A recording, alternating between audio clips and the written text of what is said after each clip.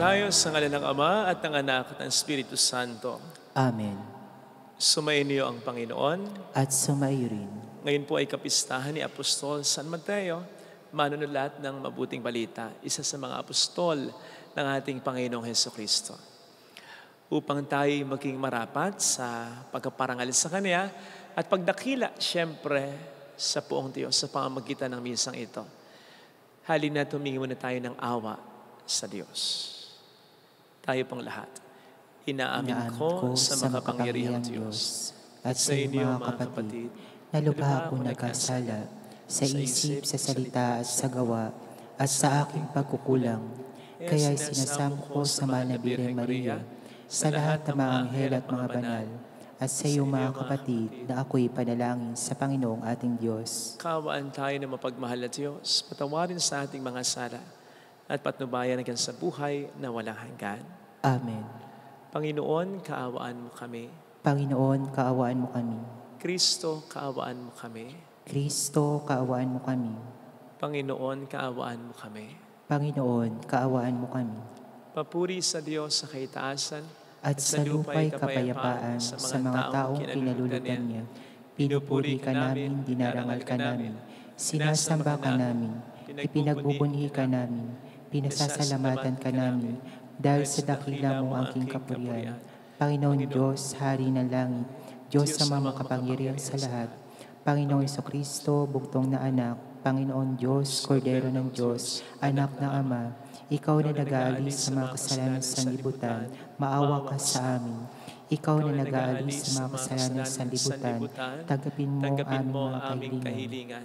Ikaw na nalulok sa kanan ng Ama, maawa ka sa amin.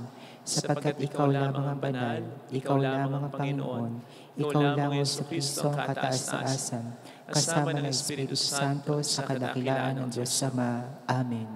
Iyuko natin ang ating ulo, ibulong sa Panginoon ang ating intensyon. Pakidasal po ang mga tumutulong sa ating simbahan kasama ng ating mga kababayan na nagtatrabaho sa ibang bansa. Manalangin tayo. Ama naming makapangyarihan sa iyong habag na di malirip, minarapat mong hiranging Apostol San Mateo. Kaming tinutuwang lubos ng kaniyang halimbawa at pagdalangin ay pagintapatin mong maging matalik mong kaugnay sa pagsunod namin sa iyo sa pamamagitan ni Hesukristo, asama ng Espiritu Santo, magpasa walang hanggan. Amen. Magsiupo po tayo. Ang salita ng Diyos mula sa sulat ni Apostol San Pablo sa mga taga-Efeso. Mga kapatid, ako na isang bilanggo dahil sa Panginoon ay namamanhik sa inyo na mamuhay kayo gaya ng nararapat sa mga tinawag ng Diyos. Kayo'y magiging mapagkabumbaba, mabait at matyaga. Magmahalan kayo at magpaumanhinan. Pagsumikatan ninyong mapanatili ang pagkakaisa mula sa Espiritu sa pamamagitan ng buklod ng kapayapaan. Iisa lamang ang katawan at iisa rin ang Espiritu. Gayon din naman, iisa lamang ang pag-asa ninyong lahat, dulot ng pagkatawag sa inyo ng Diyos. May isa lamang Panginoon, isang pananampalataya at isang binyag. Isa ang Diyos at Ama nating lahat. Siya'y higit sa lahat, gumawa sa lahat, at sumasa lahat. Ang bawat isa sa atay bininyagan ng tanging kaloob, ayon sa sukat na ibinigay ni Kristo. Ang iba'y na may ginawang apostol, ang iba'y propeta, ang iba'y tagapaghatid ng mabuting balita, ang iba'y pastor at guro. Ginawa niya ito upang ihanda sa paglilingkod ang lahat ng hinirang sa ikauunlad ng kanyang simbahan. Sa gayon, tayong lahat ay magkakaisa sa pananampalataya at pagkakilala sa anak ng Diyos. Magiging ganap ang ating pagkatao ayon sa pagiging ganap ni Kristo. Ang salita ng Diyos. Salamat sa Diyos. Laganap sa daigdig ang kanilang mga tinig. Laganap sa daigdig ang kanilang mga tinig. Ang langit ay naghahayag na ang Diyos ay dakila. Malinaw na nagsasaad kung ano ang kanyang gawa. Bawat araw, bawat gabi, ang ulat ay walang patlang. Patuloy na nag-uunlad sa susunod na gabi't araw. Laganap na sa daigdig ang kanilang mga tinig. Walang tinig o salitang ginagamit kung sa bagay, at wala ring naririnig na kahit na anong ingay. Gayunpaman sa daigdig ay laganap yaong tinig. Ang balita'y umaabot sa duluhan ng daigdig. Laganap na sa daigdig ang kanilang mga tinig. Magsitayo po tayo.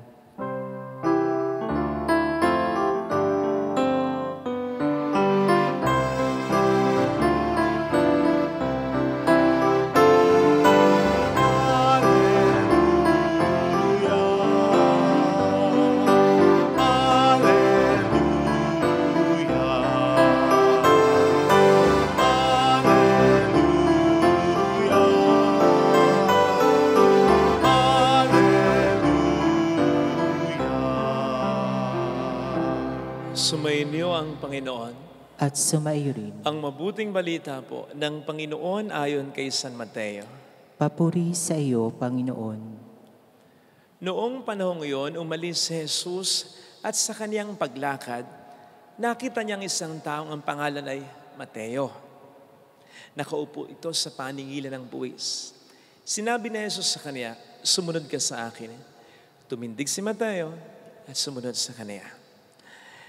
Nang si Jesus at ang kaniyang mga alagad ay nasa bahay ni Mateo, dumating ang maraming publikano at mga makasalanan. At sila'y magkakasalong kumain. Nang makita ito ng mga Pariseo, tinanong nila ang kaniyang mga alagad, "Bakit sumasalo sa mga publikano at mga makasalanan ng inyong guro?"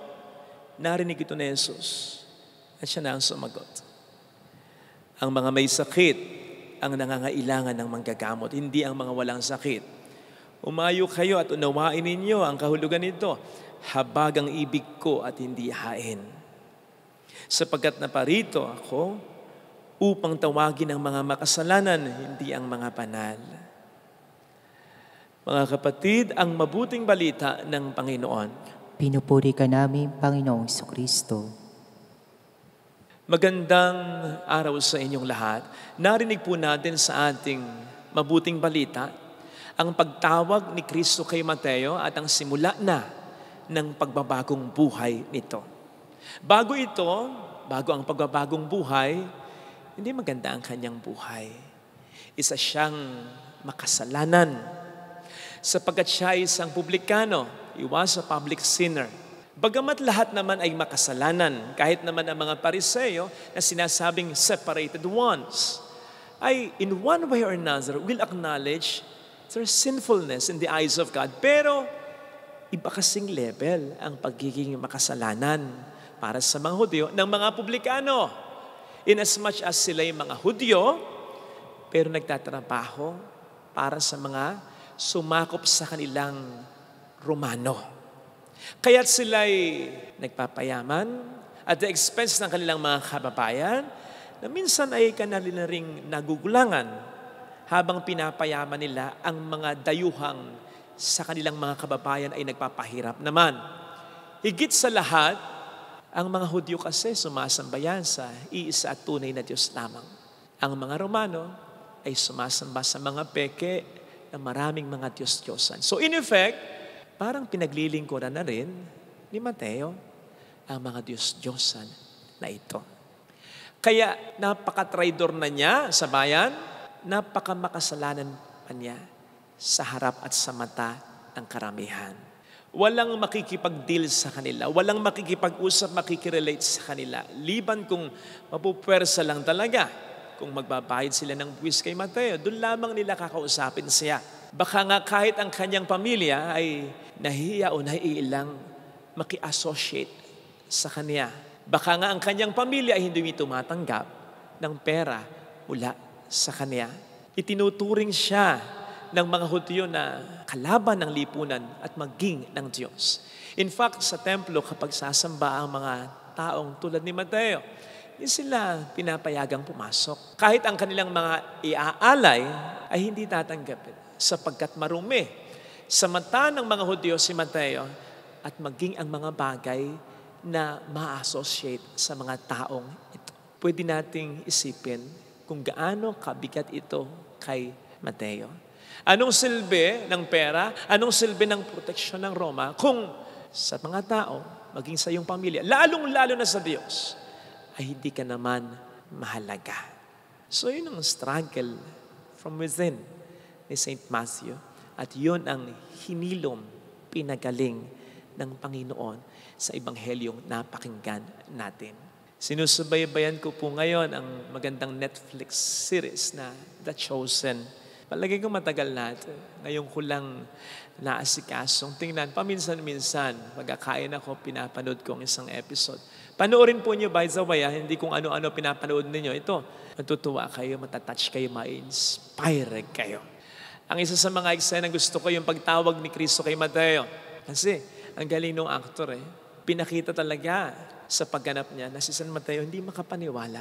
Me? Ako? Ako itong tinatawag mo? Kasi minsan lang ito nangyari sa kanyang buhay. Lalo pa simula na siya maging publikano na may nagpahalaga sa kanyang kapwa-tao at may nagpahalaga sa kanya na Diyos. Bagamat hindi siyempre maliwanag kay San Mateo that time kung sino si Jesus, na si Jesus ay isang tunay ng Diyos, alam ng lahat na may kakaiba kay Jesus. Naniniwala ang lahat na sugo ng Diyos si Jesus. Kaya yung pagtawag ni Kristo kay Mateo, iba yun para kay Mateo. And on sa level ng isang kapwa-tao, maliwanag. Nakita niya si Jesus, dumaan sa harapan niya. Nadinig niya, tinawag yung pangalan niya. At naramdaman niya sapagkat inakbayan siya. Doon sa eksenang ito, naramdaman ni Mateo ang pagmamahal, hindi lang ng Diyos, kundi ng kanyang kapwa-tao. At yun na nga po ang naging simula ng kanyang pagbabago. Hindi yung magagaling na sermon siguro ng mga skriba at pariseo na nagkukot pa sa Biblia. Hindi yung mapanuring tingin ng kanyang kapwa sa kanya. Hindi yung hindi pagkibo ng kanyang mga kapwa Hudyo sa kanya, maging ng kanyang kamamilya bilang parusa. At hindi yung mga masasakit na salitang sinabi sa harapan at sa likuran niya, kundi yung pagpaparamdam sa kanya ng Diyos at ng kanyang kapwa sa katauhan ni Jesus ng kanyang halaga. Naalala ko tuloy yung kwento tungkol sa isang lalaki na nagpunta ng simbahan, sinama siya ng misis niya. Unfortunately, hindi niya na-silent mode na i-off ang phone niya. May tumawag sa kanya, di tumunog. Sa katarantahan niya, hindi niya agad na-i-off. Nalaglag pa niya yung phone. Kaya, ang daming na-istorbo. Sakto pa namang nagsesermon si Father. Kaya ayun, pati siya nasama sa sermon ni Father. Tapos, saan man siya tumingin, yung mga matatalim na tingin sa kanya ngayon, nung mga nagsisimba, ay hiya siya. At nadagdagan pa ng pauwi na sila ng miss niya, sinermonan siya. Sinisisi siya. Hiya ako sa'yo, sabi ng miss niya. So, nagkapatong-patong na. Dapa na siya, mas nasubsub pa. Dahil doon, hindi na siya muling nagpunta ng simbahan na yon. That time, kinagabihan naman, that day, naisipan niyang pumunta sa isang bar. Kasi nga, to unwind. Dahil feel pa rin niya yung judgment sa kanya, yung humiliation na naranasan niya. Murder siya ng isang beer. Dahil, alam niyo na, wala pa rin sa sarili niya, lutang pa rin siya, lula pa rin. Ay, naitapon yung beer. May natapunan pa, ang daming nakakita. Sa loob-loob niya, naku, malas talaga. Ano ba naman buhay ito? But he's surprised. Alam po ninyo, yung natapunan niya ng beer, hindi nagalit. Sabi sa kanya, Brad, okay ka lang ba? Para kasing wala kang sarili mo Okay lang? Tapos yung waiter, lumapit sa kanya, pinunasan yung natapon niyang beer sa mesa, pati yung mga beer sa braso niya, dun sa suit niya. Tinatanong din, okay ka lang ba? Tapos binigyan pa siya ng libreng complimentary drink ng manager. Sabay tapik sa balikat niya, sinabi sa kanya, okay lang yun, ano man yun. Hindi naman perfectong buhay, lahat naman nagkakamali. Okay lang yun, Brad, relax. Hindi siya makapaniwala. Natanggap niya yung ganong trato sa kabila ng mali niya nagawa. Alam niyo, mula noon, gabi-gabi, nagpupunta na siya sa bar na yun. Nabaligtad. Dapat sana simbahan. Siya natrato ng maganda. Para sa simbahan siya lagi nagpupunta. Sa bar siya natrato ng maganda. Doon, naging parokyano. doon napunta. Mga kapatid, minsan, o baka nga kadalasan, ang makapagpapabago o malaki ang maitutulong para sa pagbabago ng ating kapwa-tao. Lalo tigit kapag nagkakamali o nagkasala, ito ay naroroon sa ating pagtatrato. Doon nakasalalay. Iyon yung inisyal na pagbabago ng isang tao. Kapag hinusgahan natin yan, kung ano yung pag-uugas natin sa kanya, paninindigan niya, talagang magiging gano'n na lamang siya habang buhay. Kapag nilayuan mo yan, lalayuan ka rin yan. Mas lalayo yan sa'yo. If you say things to him or to her offensively, your point will be taken defensively. Ay, tandaan po natin mga kapatid na yung mga nagkakamali, yung mga nagkakasala talaga, maluwag ang tornilyo yan. Hindi kumpleto sa pag-iisip yan. Nako, kung sakto sa tornilyo, sa higpit ng tornilyo yan, sakto sa pag-iisip, magkakamali ba yan? At paninindigan ba nila pagkakamali nila kung sakto sa pag-iisip yan, kung matino yan, kung masigip ang mga tornilyo? Hindi. Kaya sabi ng Panginoon, hindi nila alam ang kanilang ginagawa. Kaya haba-haba ng pasensya, haba-haba ng pangunawa. Tama namang kuminsan, dapat idaan sa santong paspasan, pero sana bago yan, maging marahan muna. Huwag tayo maging taklesa. Maging mapangunawa muna, mapagpasensya, makisama muna. Huwag makisama, ha? Iba yung kakalingain mo yung maling ginagawa. Kalingain mo siya, iparamdam mo muna sa kanya yung, ano bang punto mo? Ano ba nangyayari sa'yo? Pumasok ka muna sa kanyang mundo nang hindi gagawin yung mga maling ginagawa nito. Iparamdam mo muna siya sa kanya na nagmamatter siya, mahalaga siya. Kaya't kung ano man yung gagawin at sasabihin mo pagkatapos no, na hindi panghusga, kundi nagmamalasakit ka lang talaga sa kanya. Tulad ng ginawa ng ating Panginoon kay Mateo at sa marami pang mga makasalanan, katulad ng narinig po nating mga nakakasalo niya sa Ebanghelyo, nakikisama siya, pero hindi nakikisama. Lumulublub muna siya para intindihin sila, para mag-invest ng magandang pakikisama sa kanila, at yun ang kanyang ginagawa upang unti-unti na maitama. Hindi ka kasi pakikinggan ng tao, kahit pa yan ay asawa mo, kahit pa yan ay kapatid mo, kahit pa yan ay anak mo, kahit pa yan ay magulang mo, kung wala kang unang nai-invest na pagmamahal, care at malasakit sa kanila. Ay baka nga, kaya gumagawa ng mali yan ay dahil nagkulang ka sa pag-i-invest ng pagmamahal at malasakit sa kanila. Tapos, saka ka lamang e-entra, saka ka mo lamang silang mapapansin kapag meron silang maling nagawa. Anong mabubunot mo na magandang pwedeng maging reaksyon sa kanila kung hindi ka naman nagtanim nito sa puso't damdamin at isipan nila. Di ba? Wala kang mabubunot kung wala kang sinuksok. Magsuksok ka muna ng pakikisama at ng pagmamahal, pagpapahalaga sa kanila upang kapag kinakailangan mong maitama ay makaangot ka, makakuha ka, makaani ka ng magandang reaksyon mula sa kanila. I-describe ng Panginoon ang kanyang sarili sa ating mabuting balita bilang manggagamot. Pero tingnan po ninyo kung paano siya ng gamot. Kung gagamit po tayo ng paglalarawan, di ba minsan ayaw natin ng mga gamot. Ayaw nating inumin, ayaw nating ipahid yung gamot, ayaw nating i-inject sa atin yung gamot. Maraming dahilan, nandyan yung takot, nandyan yung pagod na tayo sa gamot, iba-iba. So, anong ginagawa ng mga magbibigay, magpapatik, magpapahid o mag-i-inject ng gamot? Kinukondisyon ka muna. Halimbawa ako, ayoko ng injection. Kinukondisyon mo na ako. Pade, kayang-kaya. Yan. Tusok lang, konting-konti lang yan. Di mo mararamdaman. Parang kagat lang ng langgang. Umalit langgam. Ano yung kukondisyon ka? Okay, Father, okay na. Ang ganun ba? So, ganun. I-kondisyon natin yung tao upang magkaroon mula sa kanilang magandang tugon. Gawin mo nating nasa kondisyon yung tao. Yung kondisyon na ang ating sasabihin at gagawin para sa kanya ay para sa ikabubuti niya dahil para sa atin siya ay mahalaga at hindi dahil pinupulaan lamang natin siya at hinuhusgahan. Ganon sana. Mahirap po ito. Pero kung dito naman nakasalalay ang pagbabago ng isang tao, lalo pa kung ang taong ito ay mahalaga sa buhay mo, and it's worth the sacrifice. Ito sana mga kapatid ang hilingin nating biyaya sa ating banal na pagdiriwang sapagkat nakasalalay nga po dito ang pagbabago ng isang tao. Lalo pat nakagawa na tayo ng mga hakbang na napaka-stricto, napaka-harsh, napakasakit, napaka-mapanghusga. Tapos, ang tao hindi naman nagbago talaga. So, magandang i-take natin ito. Yung ibang style naman, yung style ng ating Panginoon sapagkat napatunayan na niya na effective yan. Besides, nagbago man yung taong sinigawan mo, hinusgahan mo, pinarusahan mo, nilait mo, kinipit mo. Anong uri ng pagbabago yan? Dahil sa takot lang, hindi ganun dapat. Ang pagbabago dapat ay yung hindi napipilitan, bukal sa loob. At mangyayari yon sa mga katulad ni San Mateo. Kung tulad ni Kristo, ipaparamdam muna natin sa tao ang halaga nito kahit nagkamali o nagkasala. Ito sana ang hilingin nating biyaya para marami pang mabagong mga tao. Amen. Lagyan natin ang ating kanang kamay sa tapat ng ating puso.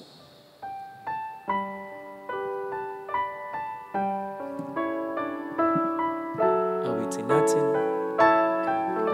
Alam kong may magagawa ang Diyos.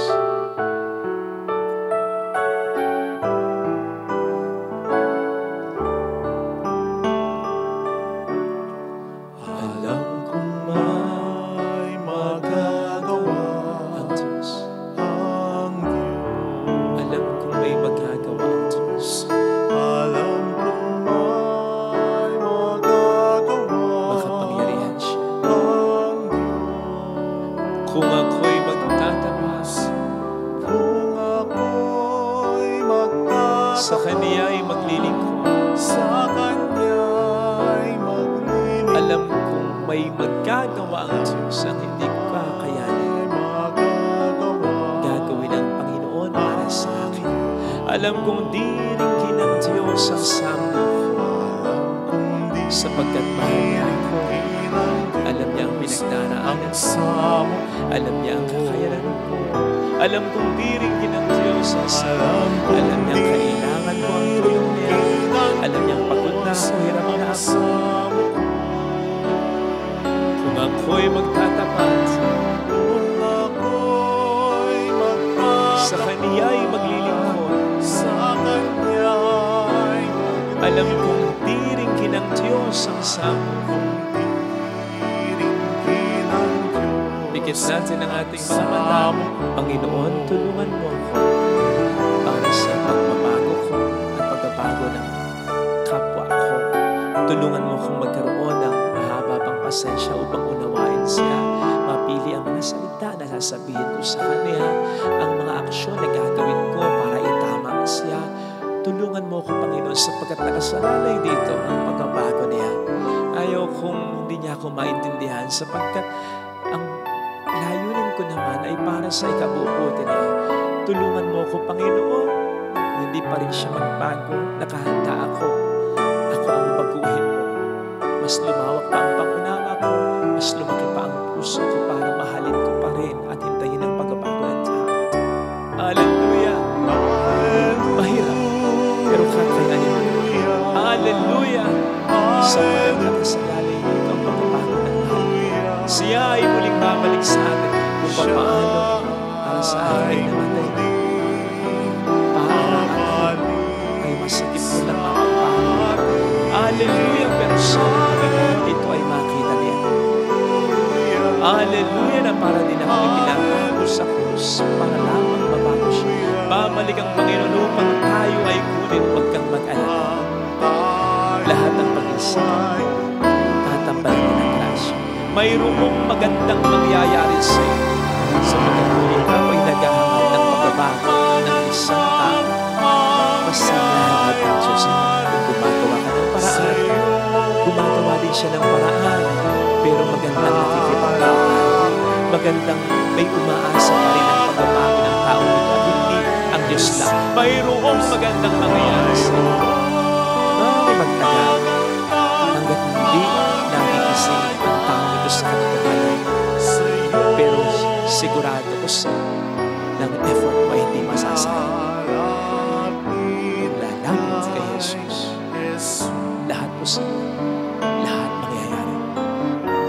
Walang hindi pwedeng maging epekto mabuti. Papuring sa Ama at sa Anak sa Espiritu Santo. Kapara na sa una-una, ngayong magpakailanman, magpasawalang hanggan. Amen. Pag-aalay.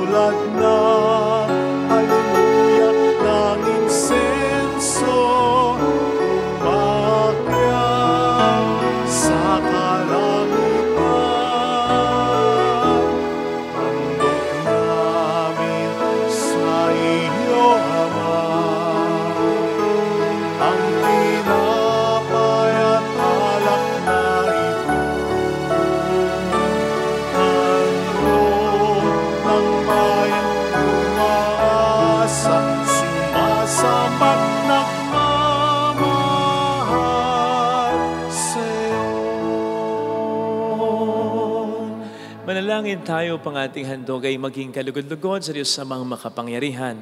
Tanggapin nawa ng Panginoon itong pag-aay sa iyong mga kamay, sa kapurihan at karangalan sa ating kapakinabangan at sa buong sambayan niyang banal. Ama naming lumikha, sa paghahain namin ng panalangin at mga alay ngayong kapistahan ni San Mateo, kami nagsusumamong iyong maawain itong hayaan ng sambayan mo na iyong inaaruga sa pananampalataya na tinuro ng mga apostol sa pamamagitan ni Jesucristo.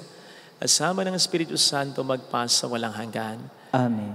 Sumainyo po ang Panginoon. At sumayo rin. Itaas sa Diyos ang inyong puso at diwa. Itinaas namin sa Panginoon. Pasalamatan ng ating Panginoong Diyos. Marapat na siya ay pasalamatan. Ama naming makapangyarihan, tunay ngang marapat na ikaw ay aming pasalamatan sa pamamagitan ni Jesucristo na aming Panginoon. Itinatag niya ang iyong sambayanan at ang mga apostol tulad ni San Mateo ay salik at katuwang sa pagpapanatili ng iyong pagmamahal na di magwawakas kahit kailan. Kaming sambayanan mo dito sa daigdig ay katibayan ng pamumuhay sa langit. Kaming narito ang tagapagpahiwatig sa pagkakaisa ng tanan sa iyong pag-ibig. Kaya kaisa ng mga anghel na naging siawit ng papuri sa iyo ng walang humpay sa kalangitan, kami nagbubunyi sa iyong kadakilaan. Santo, Santo, Santo, Panginoong Diyos ng mga hukbo, napupuno ang langit at lupa na kadakilaan mo. Hosana sa kaitaasan, pinagpala na paririto sa ngalan ng Panginoon. Hosana sa kaitaasan. Ama naming banal, ikaw po ang bukal ng tanang kapanalan. Kaya't sa pamamagitan ng iyong Espiritu gawin mong banal, ang mga kaloob na ito upang para sa amin ay maging katawan at dugo ng iyong anak at aming Panginoong Jesucristo. Bago niya pinagtiis ang kusang loob na maging handog, hinawakan niya ang tinapay, pinasalamatan kaniya, pinaghati-hati niya iyon, iniabot sa kaniyang mga alagad at sinabi, "Tanggapin ninyong lahat ito at kanin. Ito ang aking katawan na ihahandog para sa inyo."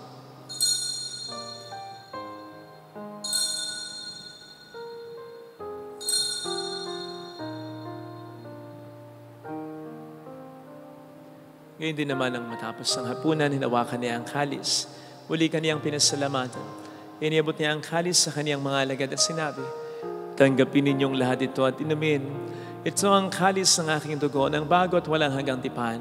Ang aking dugo na ibubuhos para sa inyo at para sa lahat, sa ikapagpatawad ng mga kasalanan.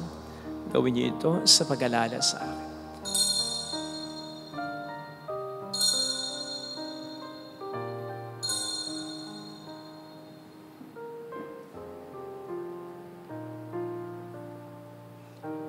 Ipagbunyi natin ang misteryo ng ating pananampalataya. Si Kristo'y namatay, si Kristo'y nabuhay, si Kristo'y babalik sa wakas ng panahon. Ama, ginagawa namin ngayon ang pag-alaala sa pagkamatay at muling pagkabuhay ng iyong anak, kaya inialay namin sa iyo ang tinapay ng buhay at ang kalis ng kaligtasan.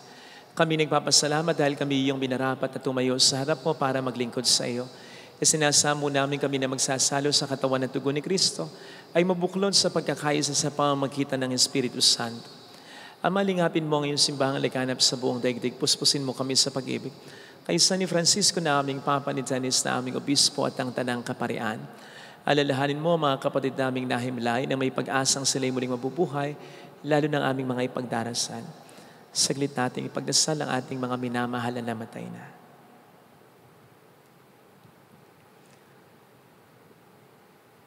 Kaawaan mo sila at patuloyin sa iyong kaliwanagan. Kaawaan mo at pagkintapatin kaming lahat na makasalo sa iyong buhay na walang wakas. Kaisa ang mahal na Birhen ang Lasalet, ang ina ng Diyos, isanusay ang kabiyak ng kanyang puso lahat ng mga banal na namuhay dito sa daigdig ng kalugod-lugod sa iyo. May pagdiwang naman namin ang pagupuri sa ikararangal mo sa pamamagitan ng iyong anak at sa aming Panginoong Jesucristo. Sa pamamagitan ni Kristo kasama niya at sa Kanya, ang lahat ng parangal, papuri ay sa iyo, Diyos sa mga makapangyarihan, kasamang Espiritu Santo magpa sa walang hanggan. Amen. Tumawag tayo sa Ama.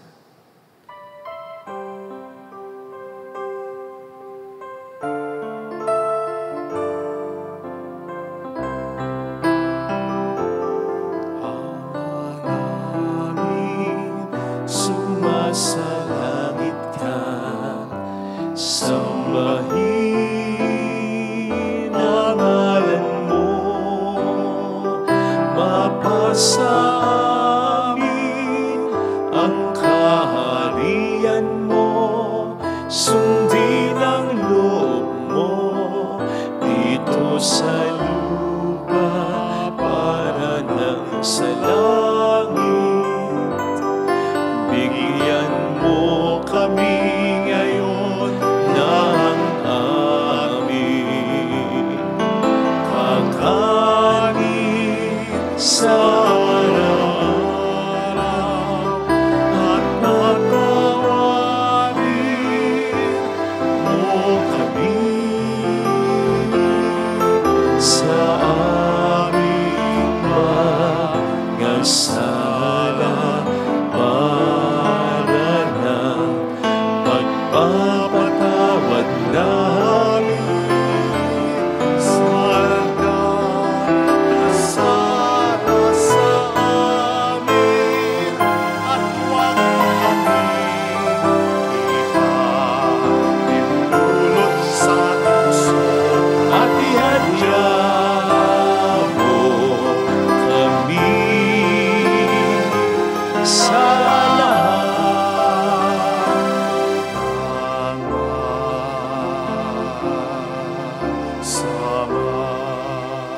Hiniling namin kami hadiya sa lahat ng masama, pagkalooban ng kapayapaan araw-araw, samantalang aming pinaghahandaan ang dakilang araw ng pagpapahayag ng tagapagligtas namin sa Heso Kristo.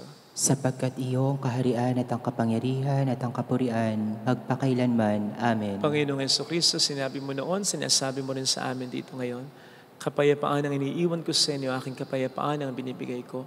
Tunghayan mong aming pananampalataya, huwag ang aming pagkakasala. Pagkalooban mo kami ng kapayapaan at pagkakaisa sa iyong kalooban, kasama ang Espiritu Santo magpasa walang hanggan. Amen. Ang kapayapaan ng Panginoon ay sumayin niyo ng lahat. At sumaiyo rin. Magbigayan tayo ng kapayapaan sa isa't isa. Peace be with you. Kapayapaan po. Kordero ng Diyos, na nag-aalis sa mga kasalanan sa libutan, maawa ka sa amin. Kordero ng Diyos, na nag-aalis sa mga kasalanan sa libutan, maawa ka sa amin.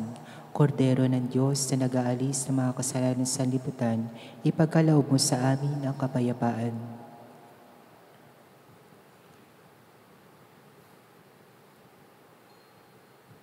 Narito sa harap natin ang Panginoon, ang ating buhay at kaligtasan. Mapalad tayong inaanayahan.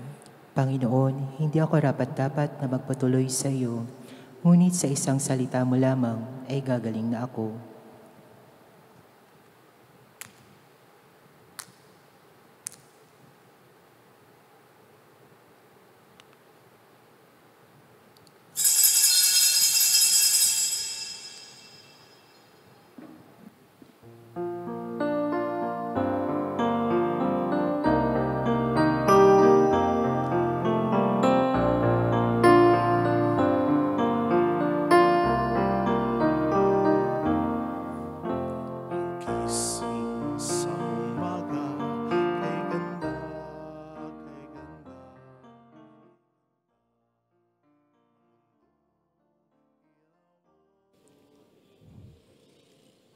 Panalangin para sa espiritual na pakikinabang. Panginoong Hesus, ako ay naniniwala na ikaw ay nasa kabanal-banalang sakramento. Iniibig kita ng higit sa lahat at ninanasa kong tanggapin ka sa aking kaluluwa. Sapagkat sa mga sandaling ito, hindi kita matatanggap sa sakramento. Tumuloy ka sa espiritu sa aking puso. Niyayakap kita na parabang naririto ka na. Inaalay ko ng buong buo ang aking sarili sa iyo. Huwag mong hayaang mawalay ako sa iyo. Amen.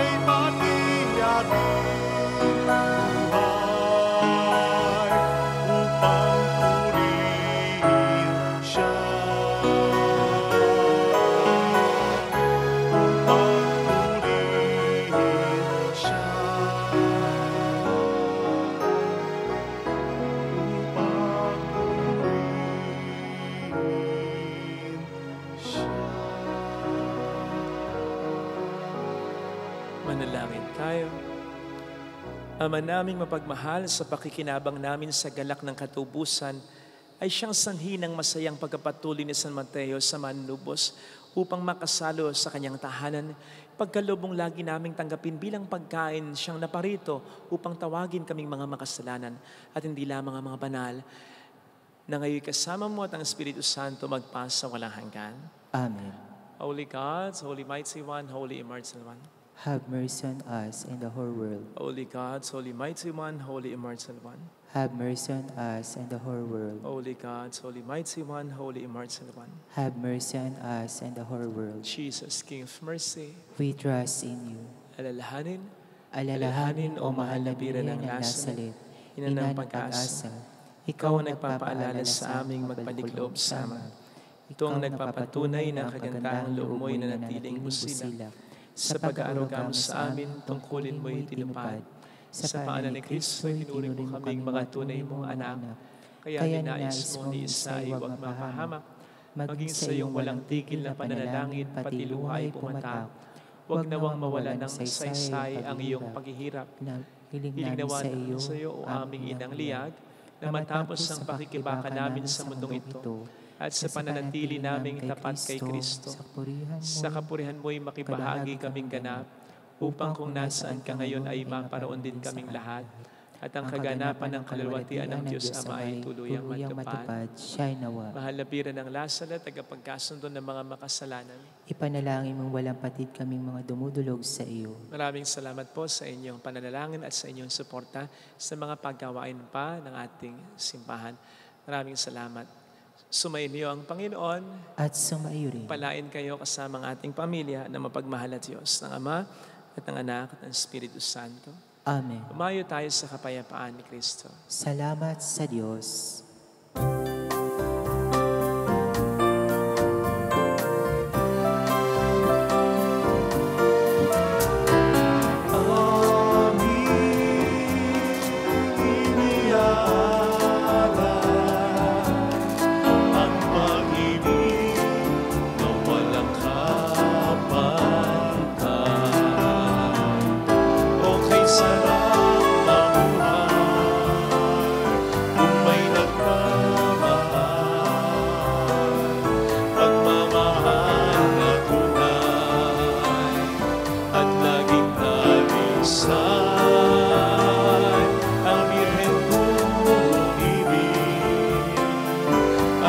Sing tamis, pagsintan sa